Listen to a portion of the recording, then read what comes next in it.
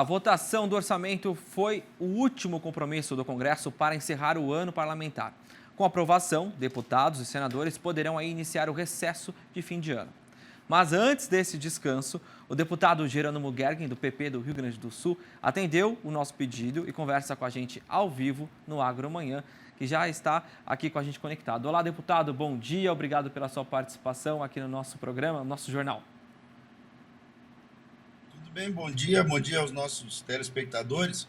Eu me preparo agora para entrar no último ano, né? Eu não concorro na próxima eleição, então acaba sendo o ano de despedida, mas um ano com certeza com muito trabalho, né? Como sempre dediquei o mandato, né? Farei da mesma forma agora nesse 2022. Com certeza, deputado. Muito obrigado, então, por atender nosso pedido novamente, né? Ontem o Congresso aprovou o texto do orçamento, né? Depois de muita polêmica. Qual a sua visão e quais os pontos em relação ao fundo eleitoral, ajustes de salários? Esse texto foi alvo de polêmicas, né, nos últimos dias e agora segue para a sanção presidencial. Bom, primeiro eu sempre fui contra o fundo eleitoral, eu não usei o fundo, porque como eu votava contra, o partido sempre me punia, né? Tirando de mim a condição de usar o recurso que a lei criou que tinha que ser recurso público.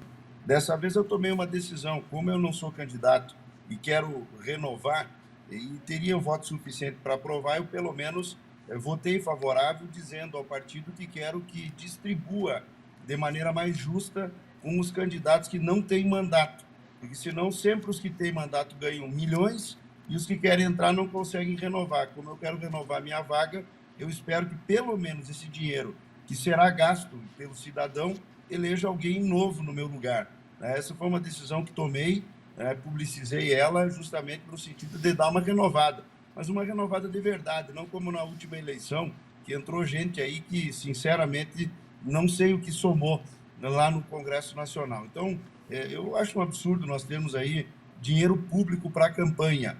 Agora, pelo menos que seja para todo mundo, porque acaba ficando só para quem tem mandato e quem é amigo do rei. Esse é um dos erros. Se fosse pelo menos distribuído para todo mundo da maneira igualitária, acho até que não haveria problema dele ser público. Agora, ele acaba servindo apenas a alguns. Esse é um dos erros, né? E se você vai comparar, por exemplo, os investimentos, e especialmente com o agro, né, esses 4.900 bi, eles são assustadores, né, perto do que o agro pode ter, em torno de 400 milhões a mais, né, o que não é nada, e até fica um pouco contraditório. O país se orgulha de ser uma referência no agronegócio e consegue nem chegar a 500 milhões a mais, né, no orçamento comparado um ano ao outro. Então, essa é uma análise geral. Nós temos a necessidade de ajudar as pessoas carentes, estamos vivendo ainda uma pandemia, mas também não vejo uma preocupação da saída dessas pessoas dessa situação mais difícil. O Brasil ele se preocupa em dar a bolsa, mas não em dar o trabalho, a retomada do emprego. Esse é uma análise muito clara. Nós vamos ficando cada vez mais dependentes dessas bolsas, e muitos que ganham preferem ficar com a bolsa do que propriamente com o trabalho.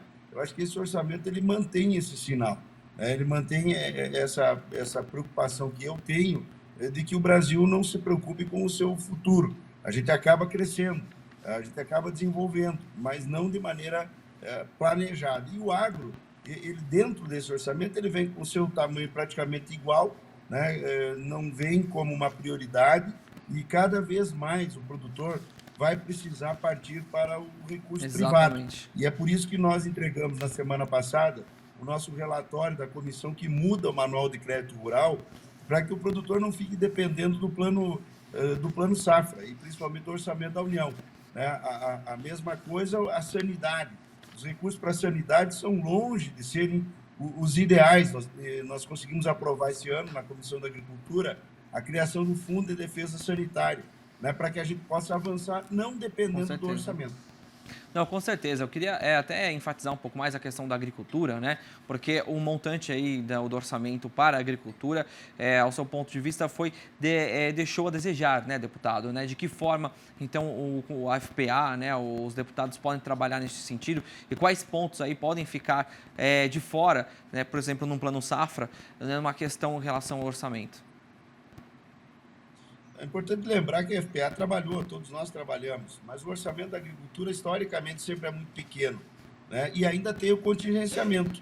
Agora nós vamos ter que cada vez mais criarmos mecanismos para não dependermos do orçamento. Eu falei a mudança do manual de crédito, a lei do agro, o FIAGRO e o Fundesa Nacional, que é o Fundo de Defesa Nacional, para que a gente tenha garantias aí de manutenção de mercado e não corramos o risco, como a China há poucos dias nos fez aí, algo que nada tinha a ver com sanidade, sim, uma barreira comercial. Com certeza. Deputado, vamos falar agora, né, de algumas pendências que ficaram aí, né, neste ano. Como o Manual de Crédito Rural, né, teve avanços, né, e em 2022 o relatório deve ser votado já em março, é isso? Como é que está essa questão, aproveitando aí que vai ser o último ano legislativo do senhor?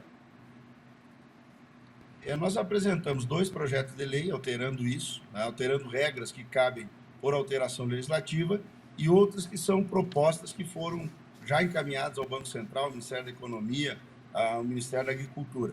O relatório deve ser votado em março e como nós já estamos encaminhando essas propostas agora, já deixamos marcado uma agenda no início de março, chamando esses órgãos, né, para que nos apresentem aquilo que encaram como possível mudança do nosso relatório. Se nós criarmos uma segurança jurídica para quem empresta e para quem busca o recurso privado, tenho certeza que nós vamos dar um grande salto e nos afastar cada vez mais da necessidade do plano safra no custeio agrícola.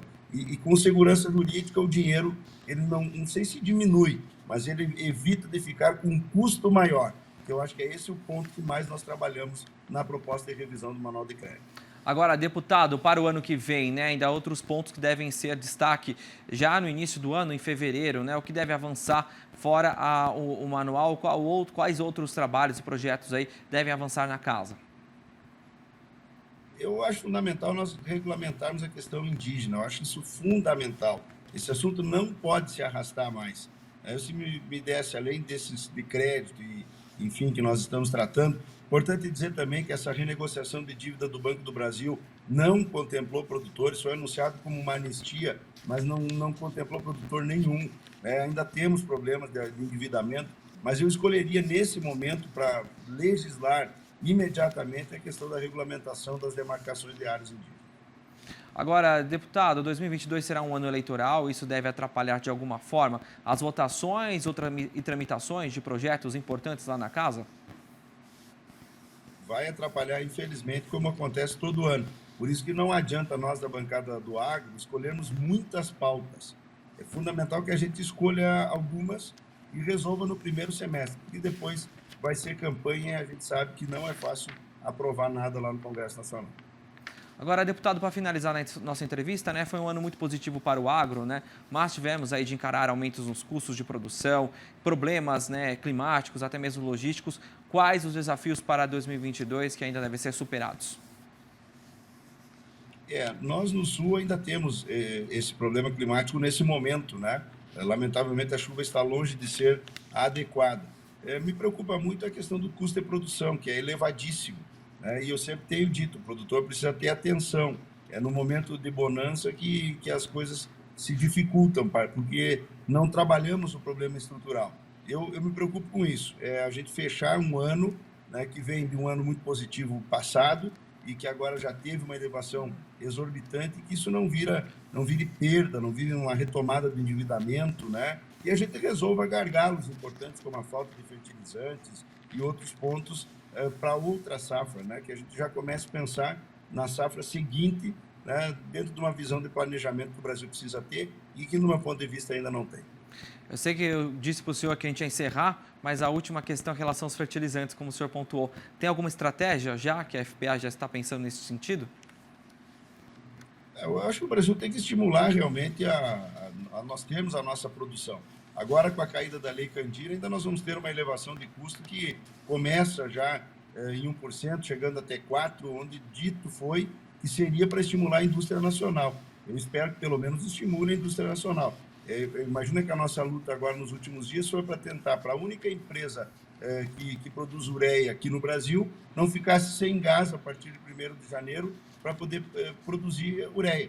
Nós somos dependentes da importação, temos uma indústria e ainda estavam querendo atrapalhar para que ela pudesse produzir, né? Conseguimos superar isso, mas eu espero que realmente esse aumento do ICMS seja para o estímulo da indústria nacional.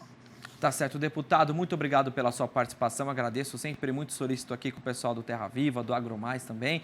Um excelente fim de ano para o senhor, um excelente Natal para o senhor e sua família e que 2022 seja frutífero e produtivo também. Um abraço, até a próxima. É sempre um prazer muito grande, um Feliz Natal e um ótimo Ano Novo para todos. Valeu, deputado, para o senhor também.